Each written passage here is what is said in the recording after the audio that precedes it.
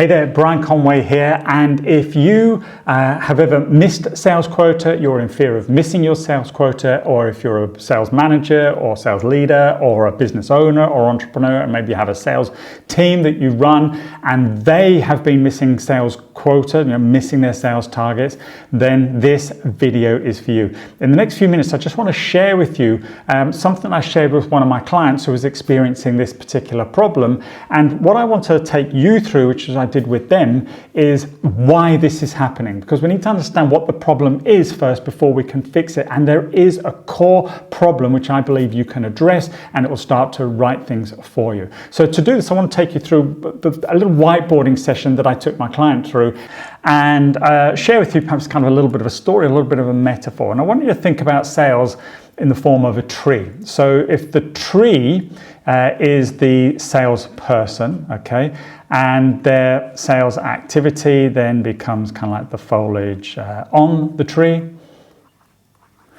and the fruit, if that's what you want to call it, on the tree, that is your sales. Okay, closing deals. That's the fruit, isn't it? That's the ultimate kind of outcome. Now, if you think about a tree is typically only as strong as its roots, and a tree's roots go very, very deep and are almost in some cases like the inverse of what's above ground. But it's those roots that give the tree its strength. Right? It's that foundation, like a building. You have to have a strong foundation to support the building above the ground. But let's think about this. What happens with a tree? We put a seed in the ground, okay, and we have to water it and all that sort of stuff. And eventually it will start to grow some roots, and those roots, can be quite strong, and they'll push past rocks and obstacles and all that sort of stuff. But while all this is happening, there's still nothing above the ground. And only when that root system gets to a certain point will something break ground, and we'll start to see a small plant, in effect, or you probably couldn't even call it a tree at this point, starting to grow. Okay, but only in direct proportion to the what's below the ground, is what I'm trying to say, and the support that's in place. Now, what I believe is that the roots really of a high-performing salesperson are their skills.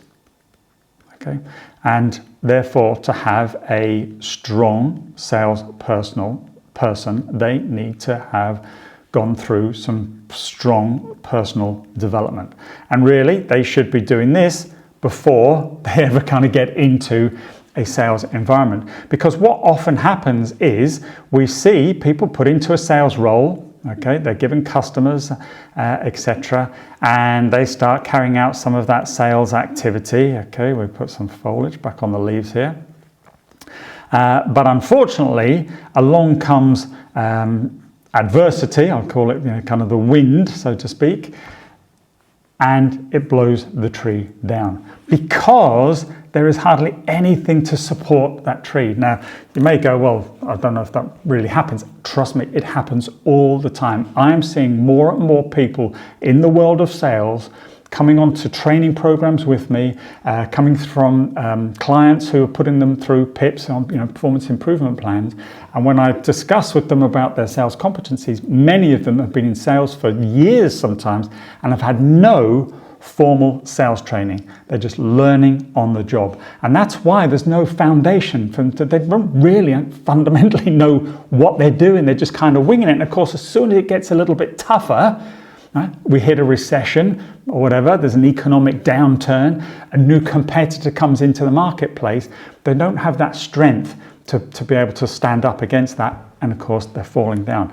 Now, if you think about this metaphor, the bigger a tree gets, okay, and it falls, as we know, often when trees do fall, they bring the house down with them. So where the problem is here is people aren't getting enough sales training and personal development. We don't have a strong foundation, a strong root system, and people don't have the strength then to be able to withstand market forces when they act upon them. And this is why I'm seeing more and more people coming to me needing help in improving the sales performance of their individuals. Now, remember I said it's not just me. Companies like McKinsey, Gartner, etc., they're all forecasting the fact that less and less people year on year are attaining or exceeding their sales quota. The current thinking on this is as little as only 28% will hit quota this year.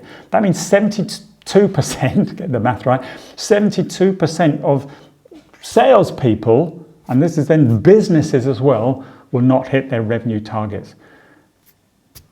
Now, as I said, I think there's a number of reasons for this. One is fundamentally they don't have the skill set. So if you want to improve the sales performance, you want to strengthen your sales team, you need to do some personal development.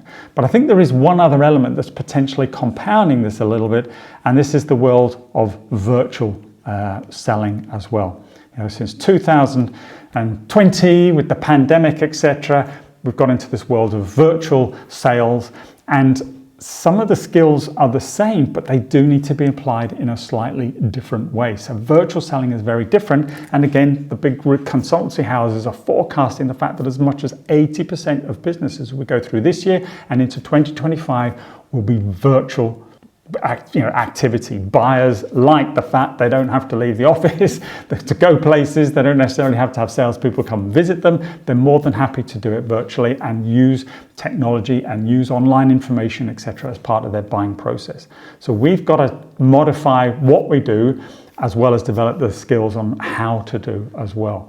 So I hope you found that useful. Really think about that. What kind of sales development are you putting in place? Don't be one of those companies that says, oh yeah, but I can't afford the time off the road. My salespeople, you can't afford the time to not be off the road, because if you're not putting those routes in, it's a false economy, and eventually, as I said, things will start to fall over. Or people who've come to me in the past and said, I've got a 2-day training course on presentation skills, how to close, how to present, how to close your clients, and they'll go, 2 days, could you do it in half a day? And I've always said, look, I can teach it in half a day, but you can't learn it in half a day.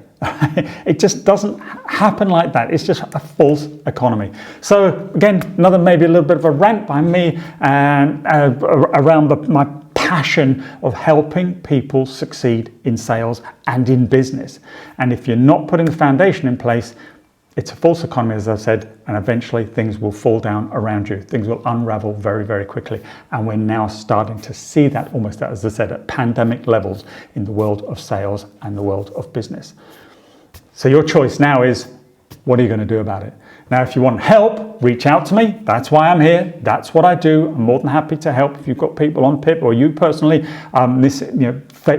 worried and fear that you may not hit sales quota, reach out to me. I can help, but I can't help you if you don't. So think about that.